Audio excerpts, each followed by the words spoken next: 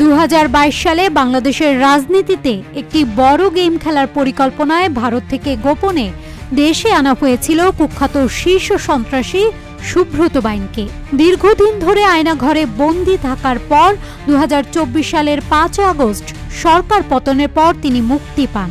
সম্প্রতি ঢাকা মহানগর গোয়েন্দা পুলিশের হেফাজতে জিজ্ঞাসাবাদে চাঞ্চল্যকর তথ্য দিয়েছেন সুব্রত, যা দেশব্যাপী আলোড়ন সৃষ্টি করেছে। সুব্রত দাবি করছেন তাকে ব্যবহার করে তৎকালীন সরকার একটি নাটক সাজাতে চেয়েছিল, যেখানে বিএনপিকে জড়িয়ে একটি মিথ্যা হত্যা চেষ্টা ও ষড়যন্ত্রের গল্প বানানো হতো। পরিকল্পনা অনুযায়ী একটি চাইনিজ রেস্টুরেন্টের মালিককে ফোন করে বলতে হতো, RICL TMX, যুগের পর যুগ স্থাপনা থাকে মজবুত।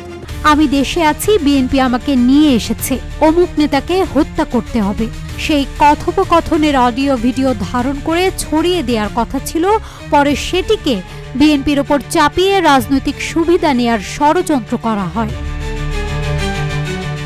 জিজ্ঞাসাবাদে সুব্রত জানান, 2012 সালে নেপালের এক কারাগারে বন্দী থাকা অবস্থায় তিনি চৌকিদারের দায়িত্বে ছিলেন। সে সুবাদে বন্দীদের আর্থিক সহায়তা ও কারা কর্মকর্তাদের সঙ্গে ঘনিষ্ঠতা গড়ে তোলেন।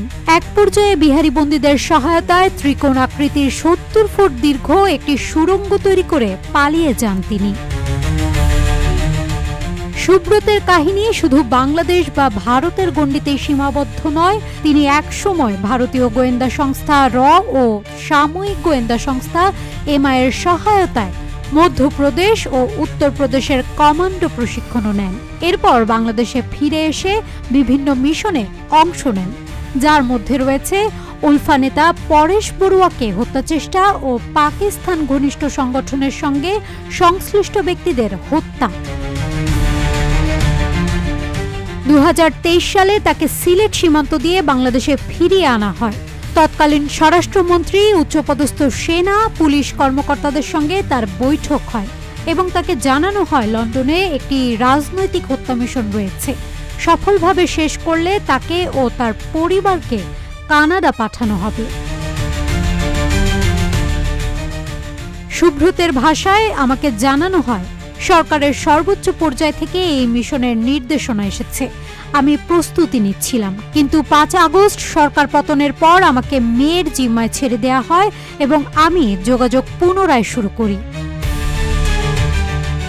বর্তমানে সুব্রত বাইন ডিবির হেফাজতে আছেন এবং তার দেয়া একের পর এক তথ্য যাচাই করা হচ্ছে। গোয়েন্দা কর্মকর্তারা বলছেন তার কাছে থাকা তথ্য শুধু দেশের রাজনীতি নয়, আন্তর্জাতিক গোয়েন্দা সম্পর্ক ও অপরাধ নেটওয়ার্কের ভয়াবহ চিত্র প্রকাশ করতে পারে।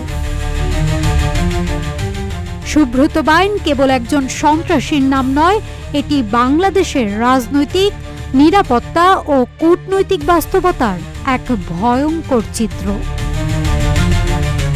নাজহাতুল তোয়া, রূপালী বাংলাদেশ।